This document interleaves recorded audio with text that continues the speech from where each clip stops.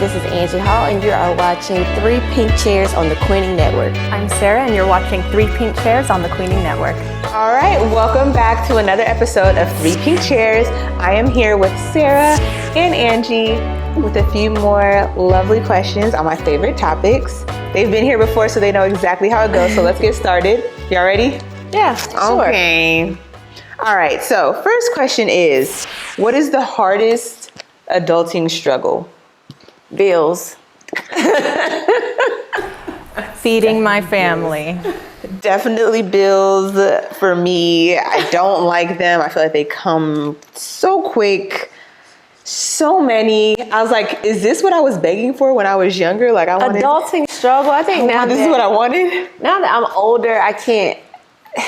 I'm in the full adult stage now because I'm in my 40s, so I'm in the full adult stage. 40 what, Angie? I'll be 42 this year. But when I was in my 20s, yeah, I can say, becoming an adult and learning to be an adult and then realizing we have responsibilities as an adult. But now that I'm older, I know my responsibilities and I know what I can take and what I can't take and what I want to bring into my household and my family. So I know my limitations, but if I say anything, if I could let anything go, it would be bills. Buy bills. What's the hardest adulting struggle right now? The bills are not the problem for me. It is balancing work and like feeding, cooking for my family. Like because I have enough money, I will like order out food a lot and like that's not good. He's 2, and so it's a small family, so it's not like a huge task, right? But like, why is it so hard for me to separate work and then like having enough time to cook a meal for my family? Like but you have a toddler, so it makes it a little more difficult. It's more time consuming. Is like enough of a challenge. So Yeah. it's a big struggle, and I think like people don't realize like how much time and work cooking really is. Yes, it is a lot of time because I do love to cook, love to eat. But it takes a lot of time. Making sure you have the groceries, prepping everything, and then next thing you know, it's 8 p.m. And then I have an 11, almost 12-year-old. Next thing you know, it's 9. He has to go to bed. My husband's getting off of work at 10. I'm like, okay, so my day's gone and I just finished dinner. Well, let's go through the expectancy of a woman. Right. Because the woman is supposed to go to work 8 to 5 or 9 to 5, pick up the kids from school, come home and cook, then clean up, then get the kids ready for bed, then have adults. I'm like, is that supposed to be in 4 hours? Like, how long? It's like, how many hours that is not enough time to do all of that. That is so true. Yeah, I think that's the biggest struggle. Like, and also, as an adult, being graceful with yourself and not putting that pressure of that made up imaginary schedule. Yeah. Like you said, you get off at 5 and then you're supposed to do all these things and then have them in bed by a decent time. Like says who? Like I feel like as long as they have 8 hours of sleep, that is. Yeah. But see, I have a 21-year-old now, so my son is out of the house, and so I have nothing but me in the house. No man. I have my husband this year though, but okay. Speak it. all the time. But I don't really have, now that my son is older and out of the house and went off to school or whatever, I don't have as many responsibilities as a parent. And I think this is the day we kind of waited for from birth, like when he turns 18 or when he turns 21. But now I am more free. Yes. I'm more free. Yeah. So that leads me into another question. Now that you have more time, but then also balancing the, cooking, maintaining home, all of that, business. How do you like meet new people and have new friends and, kind of get outside of the adulting portion of like just the responsibilities? How do you do that?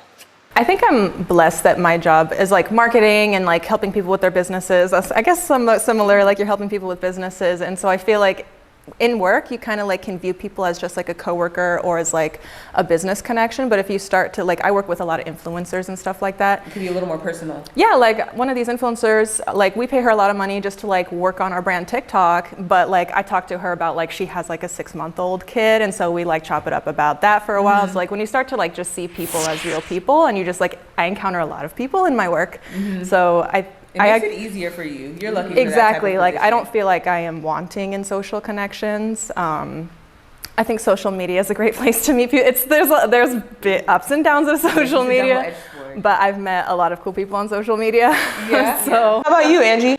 I'm a social butterfly, but I wasn't always that way. I grew up shy. Okay. I grew up did not like to talk, just not liking to be around people. But now I'm more of a social butterfly. So I love meeting people all the time, and I'm always inviting people, saying, "Come on, let's go to lunch or let's have a business." Because we meeting. actually met with your business brunch a few years ago. So that was the first time I had met you. Right, and I love having events to bring people together. Yeah, super cute. Even recently, I started a social club for women, Entrepreneur Social Club, and it's just a gathering for entrepreneur women to come together, have lunches, and chop it up with other women and talk about business ideas and things like that. So I'm a social butterfly now, but I wasn't always that way. Okay. So it seems like it's pretty easy for y'all to make connections with women. So that leads me to my hot pink question. Oh, spicy. Trauma bonding. Have you heard of this? Yes.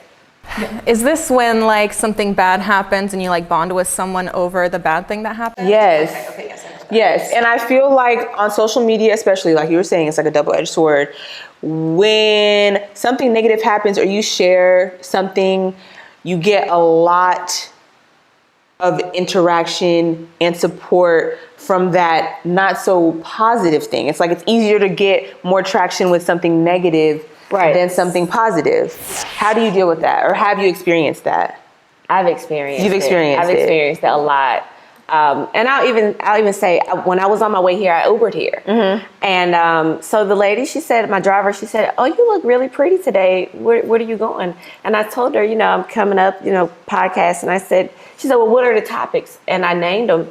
And she said, "Trauma bonding, that's the real thing." And instantly in the car, she just told me about all of her trauma bonds and how she connects with people that have gone through the same thing, or she attracts men that have gone through childhood trauma because she's gone through childhood trauma. Yeah. And she's telling me the type of people and the type of friendships that she attracts. And I said, well, you may need to, because I don't see where I can have a friendship or build with someone who has not healed or began a healing process. Mm-hmm. And that's what I was telling her. But yeah, she shared all of her traumas and the type of people she attracts. And it does attract other people. It attracts other people, yep. Mm-hmm. Mm-hmm. Have you experienced it, or? I think I have. I don't think maybe I thought of it in those terms, but I think in my experience, those connections tend to not last as long. They're not like as genuine. Once you move past the trauma, you kind of outgrow those relationships. Right. So if like you're the type of person that keeps it moving, like you might not have those people in your life for too long. Yeah. Because when you start to heal, then you don't really want anything to do with that anymore. Yeah, but the problem is when people don't heal or they don't deal with it, then they just kind of latch onto that,